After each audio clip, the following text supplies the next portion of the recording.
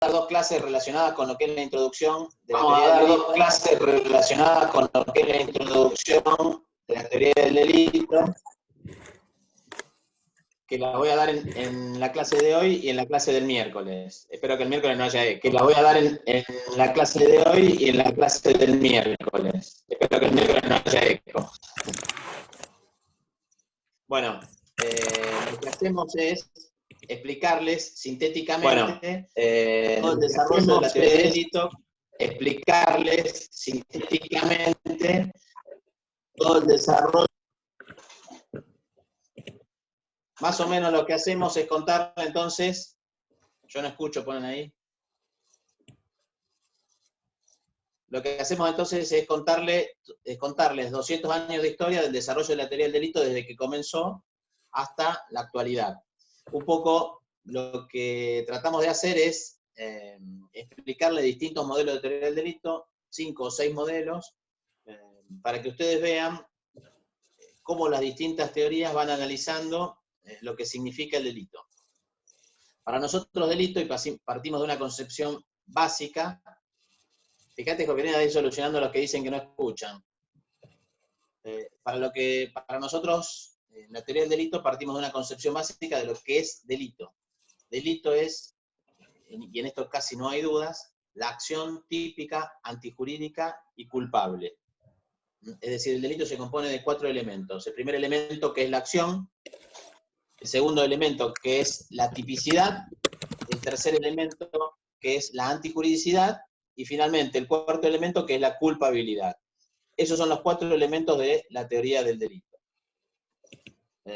Van a ver también que en este análisis que nosotros hacemos, vamos a exponer mucho de autores alemanes, porque justamente los alemanes fueron los que mayormente desarrollaron la teoría del delito.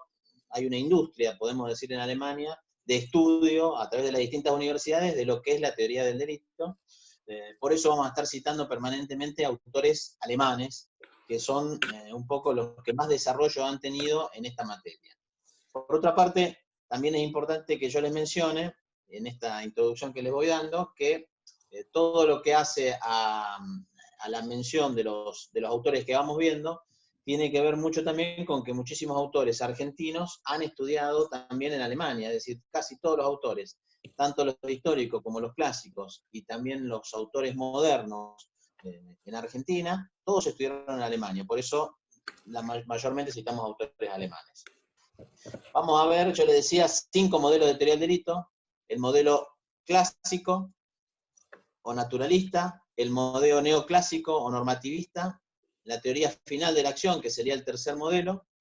Un cuarto modelo que vamos a ver o que vamos a analizar es el modelo funcionalista, que es, y lo vamos a dividir en 3, el funcionalismo moderado, que es de Roxin, el funcionalismo más radical, que es de Jacobs, y el funcionalismo conflictivo, que es el de Raúl Zaffaroni, que es un poco quien ha hecho el desarrollo aquí en Argentina.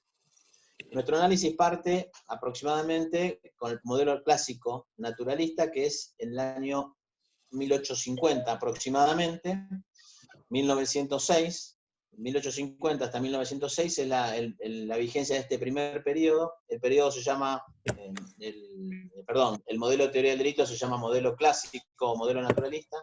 También otros autores lo llaman modelo List, Frank von List, Belling, por eso se llama modelo List-Belling, representando a los dos autores. Otros autores lo llaman clásico. Y finalmente, y creo que es la denominación más clara que tiene este modelo clásico, es su denominación como modelo objetivo-subjetivo. Decimos que el modelo es un modelo objetivo-subjetivo, y esto es muy importante remarcarlo, porque tiene la raíz objetiva. Los primeros 3 elementos de la teoría del delito son objetivos: la acción, la tipicidad y la antijuridicidad son netamente objetivos, y todo el aspecto subjetivo del delito está en la culpabilidad, el último elemento de la teoría del delito. Les aclaro, para que no se vayan asustando, que por ahí puede haber algunas cuestiones que no vayan entendiendo, la pueden ir preguntando por el chat, y a medida que yo lo voy leyendo o lo aclaro, o al final de la clase, si quieren, abrimos un periodo de 5 o 10 minutos para que algunas cuestiones sobre las que tengan dudas, me las repregunten. La teoría clásica, o esta teoría objetiva-subjetiva, la teoría objetiva-subjetiva, vuelvo a remarcar, porque los tres primeros elementos, la acción, la tipicidad y la antijuridicidad, son objetivas y la culpabilidad es subjetiva, tiene un poco su origen en la teoría causal de la acción. Un poco la teoría que tenía vigencia en esa época, donde se explicaba todo a través de los fenómenos naturales. Recuerden que era un periodo donde el hombre había logrado una gran evolución, que todo evolucionaba a través del crecimiento que se había logrado, fundamentalmente por el desarrollo del hombre descubriendo cosas. La física y la química eran muy importantes. Entonces se hace todo el desarrollo a través de la teoría causal. Toda causa genera un efecto, ese efecto a su vez es origen de una nueva causa que genera un nuevo efecto y así sucesivamente en el tiempo. Esa es la teoría causal de la acción. Causa-efecto, ese efecto es una nueva causa y así secuencialmente. Así es como se explicaba todo lo que había en ese momento. Sí, se escucha un teclado. El que le está tocando, que por ahí que lo deje. Bueno, esta teoría, digamos, lo que trata de explicar von Lys es todo el modelo naturalista que se viene dando en ese momento y parte entonces de esta secuencia de elementos. Vamos buscando acá la ficha.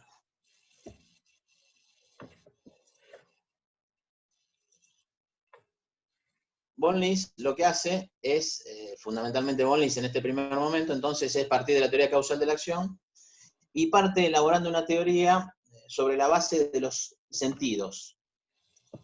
¿Qué quiere decir partir de la elaboración de una teoría sobre la base de los sentidos?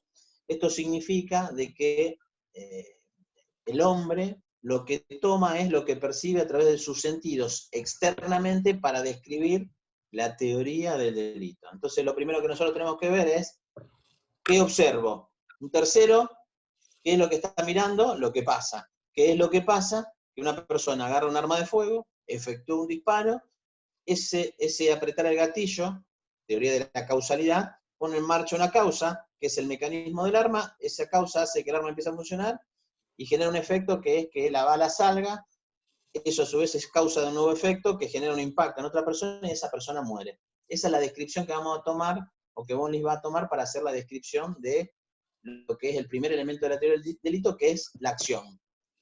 En consecuencia, cuando nosotros tenemos que definir dentro del concepto de von Lys, el concepto de acción, decimos que la acción es un movimiento corporal que pone en marcha un curso causal, causando un resultado.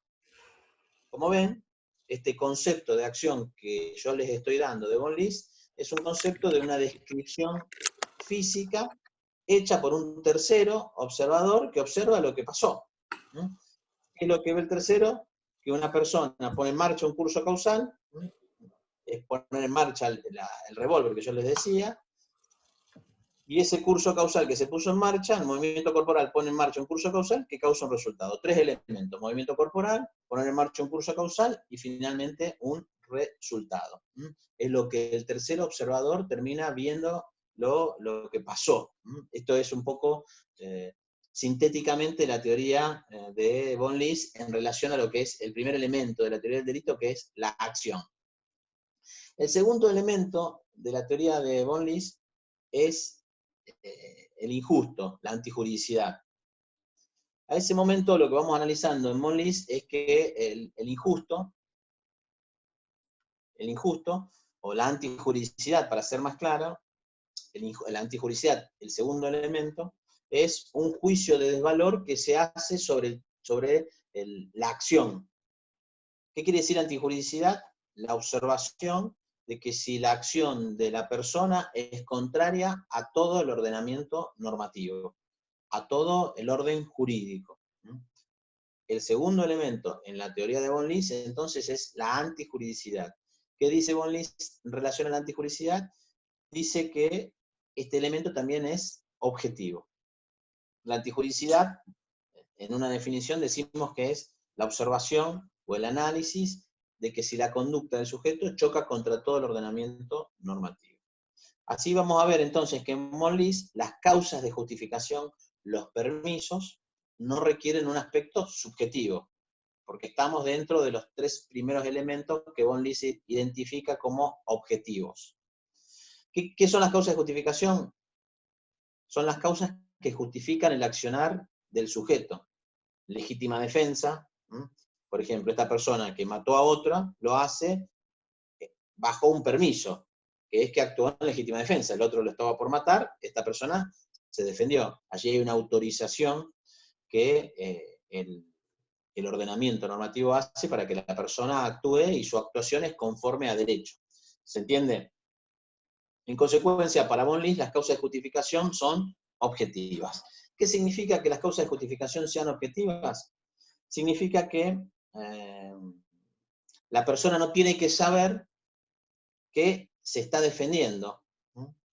Basta con que objetivamente la otra persona tenga un arma de fuego. Es decir, el sujeto que disparó con un arma de fuego, en el ejemplo que yo le estoy dando, efectúa el disparo, y basta con que el otro tenga un arma de fuego para que yo esté en legítima defensa. Significa esto que yo no tengo que saber necesariamente, y acá está el aspecto subjetivo, no tengo necesariamente que saber que la otra persona tenía un arma de fuego. Es decir, no tengo que saber que yo actué para defenderme. Ese es el aspecto subjetivo que en la teoría de von Lise no se necesita. Entonces, las causas de justificación, al igual que la acción en von Lise, son objetivas. El tercer observador que está viendo todo lo que pasa nos dice, la acción, nos describe la acción en forma objetiva y nos describe la existencia de una causa de justificación también en sentido objetivo. Luego, el tercer elemento para von Lise es la culpabilidad. En la culpabilidad, von Lise entiende de que está todo el elemento subjetivo del delito, el dolo y la culpa. El dolo y la culpa un poco es la conexión psicológica entre el hecho y el sujeto.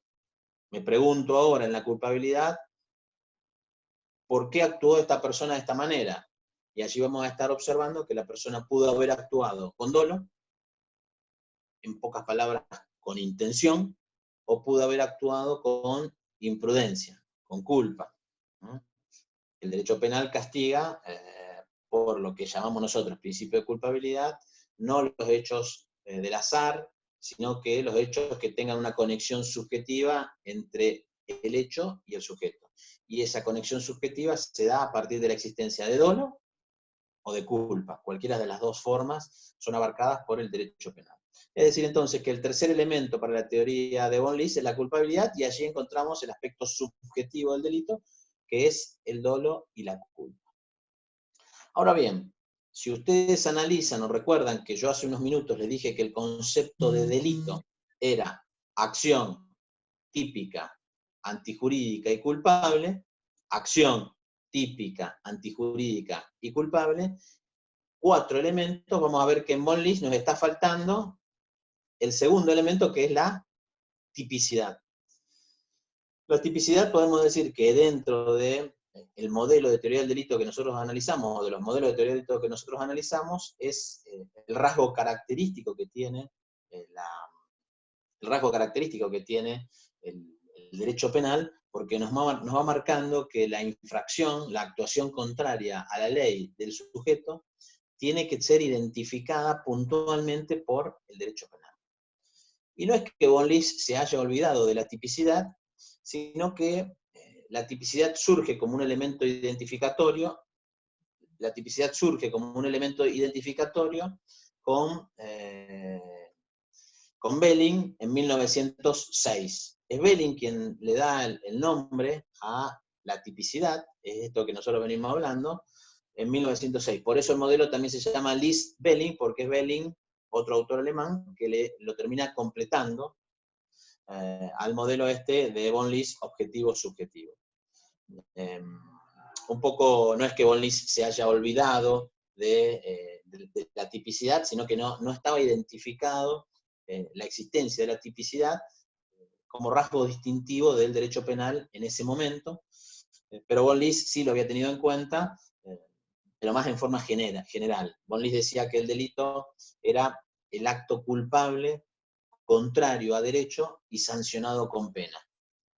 El acto culpable, acción, culpabilidad, contrario a derecho, antijuricidad, y sancionado con pena. En ese sancionado con pena nos estaba identificando en este cuarto elemento von List la tipicidad. Es decir, que no es que se había olvidado, lo que pasa es que no estaba identificada la tipicidad tal cual nosotros la conocemos, porque este elemento lo incorporó Belling unos cuantos años después, en 1906. Y la tipicidad, para cerrar un poco este modelo, cómo viene presentada en lo que cerramos en este modelo. La tipicidad es la confrontación de la acción del sujeto con la descripción penal. La descripción de la acción del sujeto con la descripción penal. Esto es un poco la tipicidad. Que se da en el caso que venimos dando, en el ejemplo que venimos presentando, es que el sujeto efectúa un disparo, eso encuadra penalmente en algún delito, encuadrará en el delito de homicidio doloso o en el delito de homicidio culposo o imprudente en su caso. Es decir, que presentamos el modelo objetivo, subjetivo. Objetivo, repitiendo, acción, tipicidad y antijuricidad son tres elementos objetivos, y recién la culpabilidad tiene el aspecto subjetivo del delito, el dolo y la culpa. Esta teoría de von List y Belling nos termina generando una consecuencia primaria muy importante, que es la teoría del error.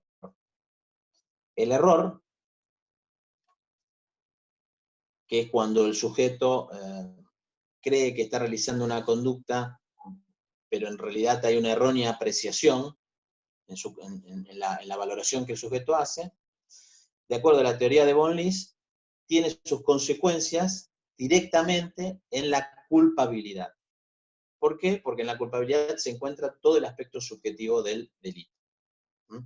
Entonces, von List, o la teoría del modelo clásico naturalista de von List, nos genera directamente o puntualmente la primera consecuencia directa, que es generar la llamada teoría unitaria del error. El error se encuentra en un solo momento de la teoría del delito, que es en la culpabilidad. ¿Por qué? Porque en la culpabilidad está todo el aspecto subjetivo del delito. Y ya vamos a ver que se distingue entre error de hecho y error de derecho. El error de hecho va a generar una exculpación total, y el error de derecho en principio no va a generar ningún tipo de exculpación. Lo vamos a ir viendo esto en más detalle en la próxima clase, quizás, pero un poco lo que quería era hasta aquí presentar el primer modelo, que es el modelo de von List. Aquí a Belén Sebasco, para todos, pregunta para activar el micrófono. La idea no es activar el micrófono, porque si activamos los micrófonos se penetran todos los ruidos y no se escucha bien. Si vos querés hacer una pregunta, Belén, hacela por el chat que tiene ahí el programa, o si no, yo antes de terminar abro un espacio para las preguntas. Anda anotándotela y después hacemos las preguntas. Bueno, este modelo naturalista, sí, después lo pasamos eso, yo les vamos mandando la ficha, y en la ficha están todos los nombres para que los vean. List es L-I-S-Z-T, Belling es B-E-L-I-N-G. Así son los apellidos de los autores que vimos hasta aquí. Este modelo clásico naturalista fracasa porque no logra responder a los casos de la vida real. Hay dos casos muy, muy importantes que rompen un poco con este modelo y que hacen fracasar el modelo, y que también nos demuestra que la teoría está construida sobre la base de casos reales. Allí es muy importante ver que la teoría fracasa en su aspecto, en el último aspecto de la teoría del delito, que es en la culpabilidad. No queda claro que la culpabilidad sea solamente dolo y culpa, lo que se llama culpabilidad psicológica. Esta culpabilidad, que tiene solamente dos elementos, el dolo o la culpa, se llama culpabilidad psicológica porque es la relación subjetiva, lo marco así, entre el hecho y el autor. Relacionamos subjetivamente al hecho con la persona, por eso se llama culpabilidad psicológica. Esta culpabilidad psicológica fracasa por dos casos, el caso del carruaje y el caso de las comadres. El caso del carruaje, para marcarlo sintéticamente, se da en Alemania, es un caso en el cual el patrón le ordena al empleado que ensille el caballo, porque iban a ir con el carruaje hasta el centro de la ciudad, un poblado pequeño, y el empleado le advierte al patrón que no conviene ir con ese caballo porque el caballo está muy alterado y seguramente en el pueblo se va a desbocar y puede causar lesiones o daño a las personas. El patrón le dice, ensillamos el caballo y vamos al pueblo porque si no te echo. Bajo esta situación, el empleado no le queda otra alternativa, ensillan, van hasta el pueblo. Cuando llegan al pueblo, el patrón se baja, el empleado ata el carruaje en el parador y efectivamente el caballo se desboca y en la alteración que tenía causa lesiones a varias personas. Es llevado a juzgamiento el empleado y es condenado por los tribunales de primera y segunda instancia por lesiones culposas, porque él había actuado con culpa, con imprudencia. Había sido imprudente su accionar porque sabiendo de que el caballo estaba en esa situación no lo pudo controlar, no lo pudo dominar y el caballo causó lesiones. Cuando llega al Tribunal Supremo Alemán, el Tribunal Supremo Alemán dice efectivamente el empleado actuó con imprudencia, pero se pregunta si le quedaba otra alternativa, si podía hacer otra cosa distinta, si tenía alguna situación para poder salir de este problema, porque tenía una disyuntiva entre perder el trabajo o ir al centro del pueblo bajo esta alternativa. Entonces se pregunta si el derecho le puede reprochar al empleado efectivamente esta conducta. Y allí se incorpora otro elemento a la culpabilidad, que es la llamada reprochabilidad, la culpabilidad normativa. Un segundo elemento que es cuando el derecho tiene que reprochar al autor su actuación contraria a la norma. Esto del reproche es algo bastante sencillo, es un poco en la relación de dos personas, en la relación de una pareja, para darlos por ejemplo, que yo siempre lo marco, es cuando el novio o la novia sale o el esposo sale y llega tarde y la pareja que se quedó en la casa le había dicho, mira, hasta las 2 de la mañana te dejo la puerta abierta. Y el otro llegó a las 5. Entonces, si llegó a las 5, te reprocho porque llegaste a las 5 de la mañana, ¿no? Y eventualmente, conforme la entidad del reproche, va la sanción. Esto es también importante remarcarlo. Bueno, el derecho hace lo mismo. El derecho nos va a estar reprochando justamente esta situación de actuación. Jorgelina, me llegó un mensaje. ¿Esto se corta? ¿Lo cortamos y empezamos de nuevo? ¿Por la grabación estamos bien? ¿Sigue grabando? Sí, sigue grabando. Ah, bueno. Bueno, listo. Entonces, en este caso, ¿se puede reprochar? ¿No se puede reprochar? El Tribunal Supremo Alemán dice, no le podemos reprochar la conducta al empleado porque no le quedaba otra alternativa. El caso de las comadres es más o menos similar, ocurre también en Alemania.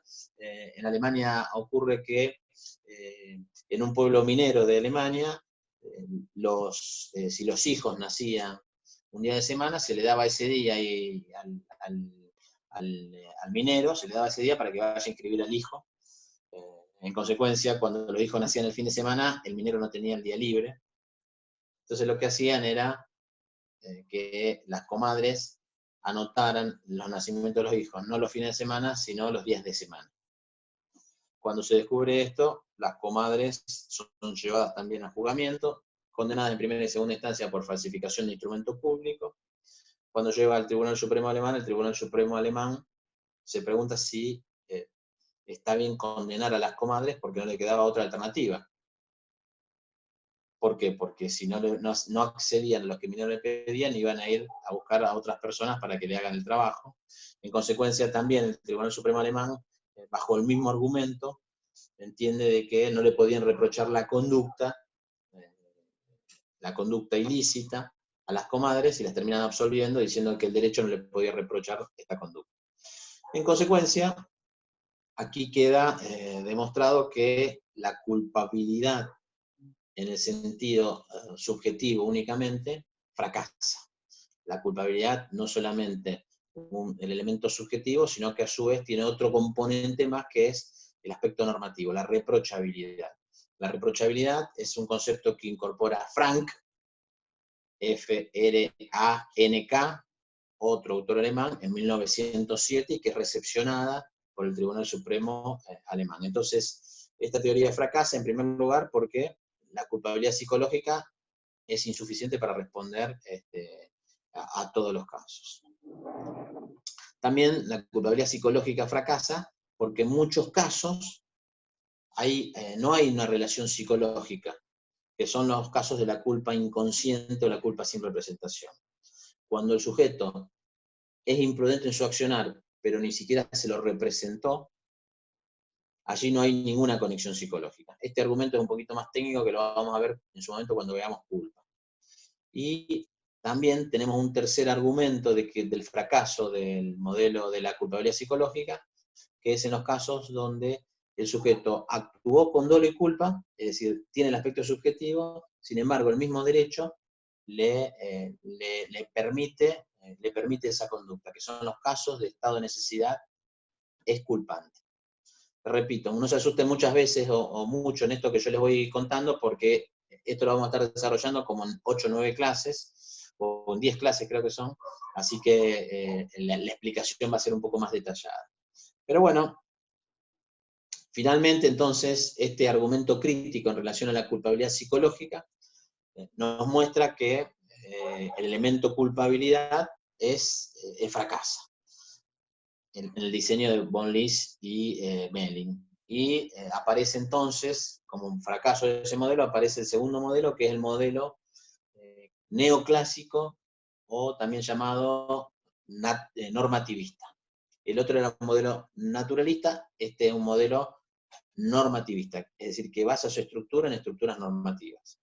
Este modelo parte de 1906 aproximadamente hasta 1935, 1932, 1935 aproximadamente. Y como van viendo, hace un cambio muy importante en la culpabilidad. Este modelo ya tiene la culpabilidad, que es el último elemento de la teoría del delito, con un aspecto mixto. Aspecto subjetivo, dolo y culpa, y por otro lado el aspecto normativo, que es la reprochabilidad. Sin embargo, este modelo, que no genera cambios tan importantes como vamos a ir viendo, tiene un cambio filosófico sí sustancial en relación al modelo anterior. El modelo anterior partía de una filosofía realista, mientras que este modelo parte de una filosofía idealista.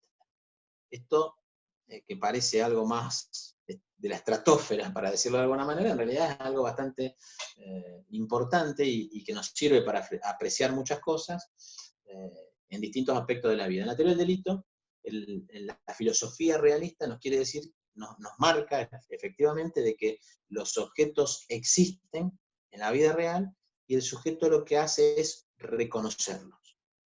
Mientras que la filosofía idealista parte de que los objetos no existen, es decir, esa mesa, esa biblioteca, esa ventana no existen, sino que van a existir en la medida de que el sujeto los descubra, los crea. Aquí hay una situación muy importante, porque nos va a decir que toda la estructura va a existir en la medida de que el derecho cree los objetos. Ya lo vamos a ir explicando más detalladamente. La primera consecuencia que genera esto, recuerden que von List hablaba del tercero que ve todo lo que pasa. En cambio, en esta teoría, cuyos importantes o autores más importantes son Radbruch, R-A-D, B larga R-U-C-H, y Mesger, Edmund Mesger, M-E-Z-G-R, son un poco los principales representantes que parten de una filosofía idealista, y el principal impacto que esto genera es sobre la conducta. Nosotros describimos la conducta, la acción, como el movimiento corporal, es decir, lo describimos como una actividad. Y esta teoría lo que se pregunta es decir, bueno, pero acá falta aquellos casos de la inactividad del sujeto que genera un resultado, la omisión. Porque el castigo no solamente va por la acción, sino también va por casos de omisión, ¿no? Muchas veces el sujeto deja de hacer algo y genera un impacto en el mundo exterior. La madre que deja de amamantar o de alimentar al hijo, lo está dejando morir. No lo mata con una acción, no le clava un cuchillo, pero no lo alimenta y lo deja morir. Es decir, tenemos acción, pero también tenemos omisión como parte del castigo. La teoría de von List no entendía o no había descubierto la omisión como algo reprimible. Esta teoría sí nos coloca la omisión a nivel de del primer elemento de la teoría del delito, acción y omisión. Entonces, la conducta, el primer elemento de la teoría, va a tener un cambio por un cambio valorativo de la construcción, porque la omisión no la vemos. El tercer observador, cuando hago así, el tercer observador que está mirando todo, solamente ve las acciones. La omisión hay que construirla, y la construimos a través de una valoración. Para los naturalistas la omisión no era nada, porque el tercero no ve nada, por los sentidos no percibimos nada.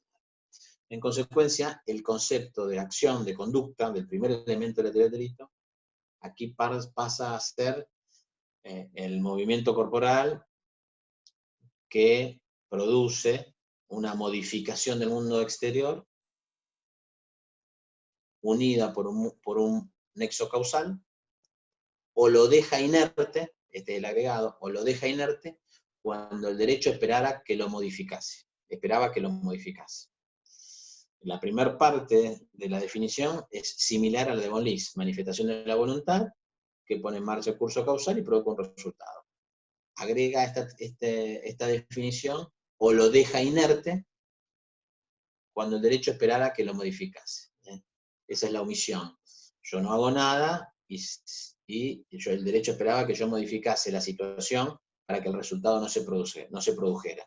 ¿Se entiende un poco? Este es el concepto de la conducta, que es posible fundamentalmente a partir de un elemento, de una posición filosófica distinta, que es la posición de la valoración. El tipo objetivo, acción, primer elemento de la teoría del delito; tipicidad, segundo elemento de la teoría del delito. La tipicidad dijimos que era objetiva en el modelo anterior y en este modelo también, que es la determinación o la verificación de que si la conducta encuadra en la descripción típica, en el tipo penal, por ejemplo, dice el que matare a otro, el artículo 79 de nuestro Código Penal, que tenemos que verificar de que esta persona que efectuó el disparo en arma de fuego mató a otro. Confrontamos la conducta con el tipo penal, si encuadran, tenemos la tipicidad realizada. Bueno, para esta teoría sigue siendo igual el tipo penal objetivo es objetivo. Sin embargo, lo que aquí ocurre es que se descubren elementos subjetivos en el tipo penal, que son traídos un poco de las investigaciones que se hicieron en el derecho civil. A partir de 1911 se empiezan a descubrir en el derecho civil que a nivel de la antijudicialidad hay aspectos subjetivos. Estos estudios del derecho civil entran en el derecho penal y se descubre que los tipos penales tienen elementos subjetivos, es decir, se descubre específicamente de que los tipos penales no son estrictamente objetivos, sino que hay elementos subjetivos. Aquí hay una anécdota que siempre contamos, que Mesger, este autor alemán que yo les mencionaba, tenía un discípulo bastante molesto, que quería estudiar con él, y bueno, Mesger no sabía cómo sacárselo de encima, porque lo perseguía, entonces le dice, mire, vaya, estudie el Código Penal alemán, estudie todos los delitos del Código Penal alemán, y dígame qué aspectos subjetivos encuentra. A los 6 meses vuelve el alumno y le remarca a Mesger cerca de 100 y pico de elementos subjetivos en distintos tipos penales del Código Penal alemán. ¿Qué son estos elementos subjetivos que tienen los tipos penales? Allí donde el tipo penal dice el que matare para evitar ser descubierto. Ese para nos está denotando un aspecto subjetivo. O el que actuare por o el que actuare en, ese por, ese para, ese en, nos están determinando la existencia de tipos, de elementos subjetivos en el tipo penal. Bueno, hasta este momento no se sabía la existencia de elementos subjetivos, y lo que se hace aquí en este momento es que se descubre la existencia de estos elementos subjetivos en los tipos penales. Aquí encontramos entonces una tercera diferencia. Primera diferencia la marcamos en la culpabilidad, entre las dos teorías. Primera diferencia en la culpabilidad. La culpabilidad no es solamente subjetiva, sino se agrega el reproche. Segunda diferencia en la conducta. No solamente se castiga a nivel acción, sino también los casos de omisión. Y la tercera diferencia que encontramos, que el tipo penal no es estrictamente objetivo, sino que tiene elementos objetivos, subjetivos, perdón. Entonces aquí vamos viendo de que se va rompiendo un poco toda la estructura de los tipos penales. Y a nivel antijuricidad, las causas de justificación, como yo le marqué antes, legítima defensa o estado de necesidad, son también netamente objetivas, al igual que en la teoría anterior.